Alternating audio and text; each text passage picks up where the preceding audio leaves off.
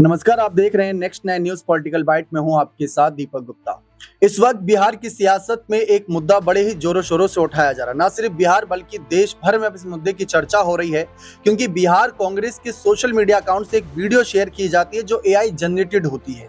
लेकिन AI generated इस video में मोदी जी को दिखाया जाता है, जो एक कह सकते हैं कि विपक्षी पार्टी के नजरिए से आम बात है। लेकिन फिर उसी वीडियो में कुछ सेकंड बाद उनकी माता जी को भी दिखाया जाता है, जिसको लेकर हो हल्ला हो रहा है। जिसके बाद बीजेपी नेता कह रहे हैं कि मोदी जी तक तो बात ठीक थी, लेकिन मोदी जी की मां को इंक्लूड करते हुए उन्होंने माता जी का अपमान किया है। तो उसको लेकर एक बड़ा मुद्दा बना दिया गया है। लेकिन कहीं इस मुद्दे में बीजेपी खुद ना फंस जाए, आज ऐसा सवाल राजनीतिक विश्लेषक और विपक्ष उठा रहे हैं। क्योंकि इससे पहले जब वो गाली वाला एक मुद्दा काफी गरमाया था, बिहार बंद का आह्वान भी किया गया था, लेकिन उस वक्त पूरे देश ने तस्वीरें देखी थी। विपक्ष ने भी मजाक उड़ाया था कि बिहार बंद की बात करके अपना ही इन लोगों ने मजाक बनवा लिया, क्योंकि जिस तरीके से मां के नाम पर सियासत कर रहे हैं वो गलत है, ऐसा विपक्ष का कहना है। लेकिन अब सवाल ये बनता है कि क्या उनकी माताजी का अपमान हुआ भी है या नहीं हुआ है। अगर अपमान हुआ है तो क्या इसका जवाब जनता देगी, क्योंकि बीजेपी तो यही कह रही है कि जनता जवाब देगी, इसका माताएं बहनें जवाब देंगी। ये बात आप भी जानते हैं कि अगर किसी राज्य में या देश में चुनाव होता है तो आधी आबादी यानी महिला वोट बैंक कितना इंपॉर्टेंट होता है।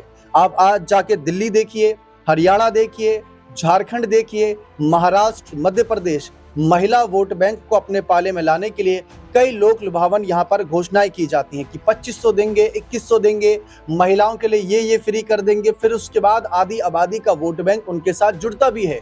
हेमंत सरकार को लेकर यही दावा किया गया कि 24 साल के इतिहास में अगर उन्होंने अपनी सरकार रिपीट कर पाए तो मैया सम्मान योजना की वजह से। मध्य प्रदेश में यही दावा किया गया कि अगर शिवराज सिंह चौहान इतने समय तक सीएम बने रहे और आज भी बीजेपी की सरकार है तो लाडली बहना योजना की वजह से। यही बात महाराष्ट्र में, और रेखा गुप्ता जी अगर दिल्ली में सीएम बनी तो वहां पर भी पैसे देने की बात की गई थी कि महिलाओं को इतना यहाँ पर कह सकते हैं एक संख्या दी जाएगी, एक अमाउंट। लेकिन उस पर भी जिस तरीके से राजनीतिक माहौल था, तो बिहार में भी एक चक्रव्यूह साधा गया। वहां पर खबर सामने आई कि 10,000 रुपए दिया जाएगा। तो इसी पर यहाँ पर चर्चा बनती है कि जो अपमान का मुद्दा है क्या वो सही है या फिर महिला वोट बैंक को साधने की कोशिश है, जैसा विपक्ष कह रहा है। अमन सर हमारे साथ मौजूद है। सर, पहला सवाल रहेगा कि जो वीडियो शेयर की गई उसको आप किस नजर से देखते हैं? क्या वहां पर आपको अपमान नजर आ रहा है या विपक्ष अपनी बात रख रहा है पक्ष के खिलाफ, जो कि आमतौर पर लोकतंत्र में होता है? उसको आप कैसे देखते हैं? देखिए, पहली बात तो दीपक ये है कि पीएम मोदी जी की जो माता श्री हैं वो अब उनका निधन हो गया है, स्वर्गवासी हैं।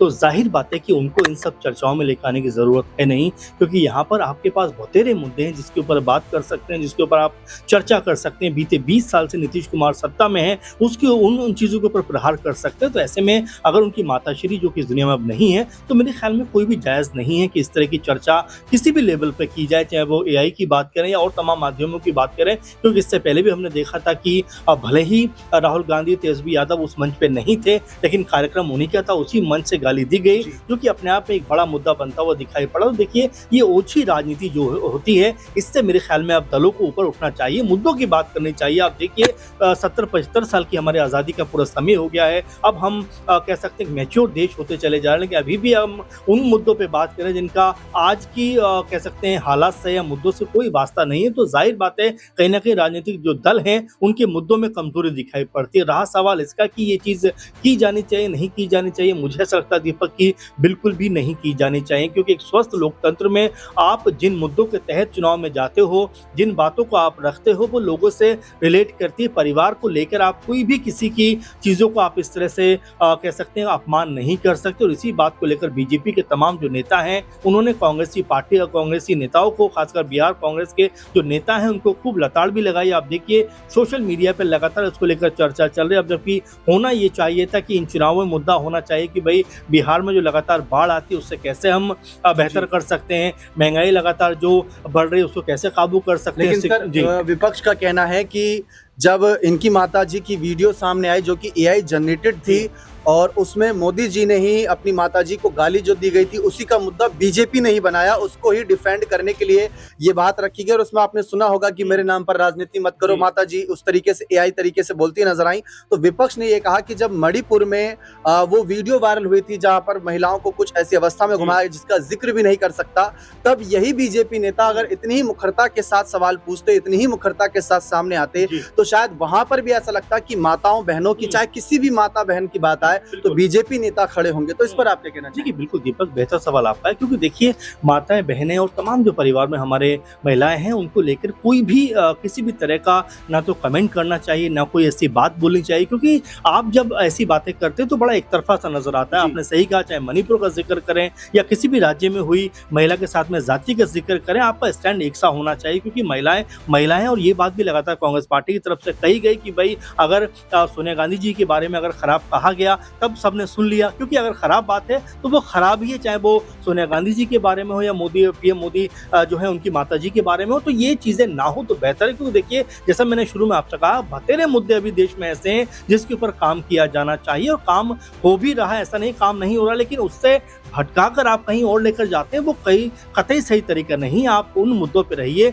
विकास की बात करिए, बेहतर भारत बनाने की बात करिए, बेहतर रोजगार डेवलपमेंट और तमाम जो शिक्षा है या जहां पर स्वास्थ्य को लेकर बद इंतजामी है उसको आप दुरुस्त करने का प्रयास करिए, उसके ऊपर आप राजनीति करिए। लेकिन होता क्या है कि हम मुद्दों को डाइवर्ट करने के लिए इस तरह की उलझुल बातें करते हैं, और देखिए ये कोई सही तरीका नहीं है कि अगर उन्होंने ऐसा कहा है तो हम भी उसी हद तक जाएंगे। ये कोई वो नहीं हो सकता कि अगर बीजेपी की तरफ से इस तरह का स्टैंड लिया गया तो कांग्रेस पार्टी भी उसी हद तक जाएगी, तो ये मेरे ख्याल से कोई कंपैरिजन नहीं है। ऐसे में अगर जो हरकत की गई, जाहिर बात है बिहार कांग्रेस तरफ से की गई है, उनको बाकायदा इसको लेकर क्षमा मांगना चाहिए और बिल्कुल इस तरह की राजनीति तौबा करनी चाहिए, क्योंकि आप देखिए कांग्रेस पार्टी का जो हशर है आज की डेट में वो किस तरह नजर आता है, समूचे देश में वो सिकड़ती हुई नजर आ रही है और ऐसे मुद्दों पर राजनीति करती है जो आम लोगों की जो समझ है उससे बाहर के मुद्दे हो जाते हैं। अब यहाँ पर कांग्रेस पार्टी को तय करना है कि बिहार चुनाव में उनको इन मुद्दों के साथ जाना है, जो एक्चुअल मुद्दे बिहार में दिखाई पड़ते हैं उनके ऊपर जाना है, क्योंकि 20 साल से आप देखिए किसी ना किसी तरीके से नीतीश कुमार ही सत्ता में रहे हैं, चाहे बीजेपी के साथ का साथ हो या फिर आरजेडी का साथ हो, लेकिन मुख्यमंत्री नीतीश कुमार रहे तो उनके तमाम ऐसे लूप होल है जिसको लेकर अभी भी चर्चा चल रही थी। खुद चिराग पासवान जो एनडीए कुनबे के ही नेता हैं वो खुद नीतीश कुमार से खफा दिखाई पड़ते हैं। तो ये तमाम ऐसे मुद्दे जिसके ऊपर आप बात कर सकते हैं, लेकिन मुद्दों को भटकाने के लिए आप लगातार इस मुद्दे पर ध्यान रखे होंगे, सोशल मीडिया पर कमेंट्स भी पढ़ रहे होंगे, तो जनता को क्या लग रहा है कि कौन सही है कौन गलत है? देखिए बिल्कुल जनता अब पहले की तरह नहीं, अब बहुत लोग उजागर अपने आप को कह सकते हैं कि बहुत अब सोशल मीडिया के माध्यम से आप कह लीजिए, अखबारों के माध्यम से कह लीजिए, टीवी के माध्यम से कह लीजिए, बहुत जागरूक हो गए हैं। लोगों सब समझते हैं कि राजनीति क्या है और असल मुद्दे क्या है। इसीलिए अब मेरे ख्याल में जैसा मैंने कहा भी कि 70-75 साल हमें आज़ादी को हो गए, अब हमें एक बेहतर नेता के रूप में जो हमारे कह सकते हैं राजनेता है उनको नजर आना चाहिए, बेहतर बात रखनी चाहिए। आज दुनिया तमाम तरह से आगे बढ़ रही है, हमें भी उसी तरह से खुद के देश को और मजबूत करने की जरूरत है। लेकिन ऐसे मुद्दों को लेकर, ऐसे मुद्दों पर कमेंट कर कहीं ना कहीं हम चीजों को हल्का कर लेते हैं, चाहे वो बीजेपी या कांग्रेस हो, दोनों को मुद्दों की राजनीति करनी चाहिए जिससे कम से कम देश का भला होता हुआ दिखाई पड़े। जब वो गाली वाला वीडियो वायरल हुआ था, जब मोदी जी को वह कह सकते हैं समर्थक जो भी था, साथ था नहीं था वो बात की बात है, जो गाली वाला वीडियो वायरल हुआ था तो विपक्ष के नेताओं ने कहा था कि जिसने भी ऐसा किया उसको सजा मिलनी चाहिए। तो सबको लगा कि हाँ विपक्ष यहाँ पर न्यूट्रल है और वो भी नहीं चाहता कि ऐसा कोई अपमान हो और कोई भी नहीं चाहेगा किसी माता को लेकर ऐसी बात हो। उस पर भी घुमा फिराकर बयानबाजी हो रही थी, तो लगा चलो ठीक है विपक्ष यहाँ पर समझ गया। लेकिन फिर उसके बाद जब ये एआई वाला वीडियो सामने आया तो ऐसा लगा कि जो व्यक्ति अब इस दुनिया में नहीं है उसको लेकर आप क्यों इस मामले पर राजनीति घुसेड़ रहे हैं, क्यों इस मामले में राजनीति कर रहे हैं, वो यहाँ पर सवाल बन गया है। और इसी को लेकर भाजपाई नेता एनडीए के साथी भड़के हैं विपक्ष पर, और विपक्ष इसे किसी ना किसी तरीके से डिफेंड कर रहे हैं। आप बताइए कि इस मामले में बीजेपी सही है या कांग्रेस सही है? अपने कमेंट सेक्शन में अवश्य रखिएगा। बहुत बहुत शुक्रिया।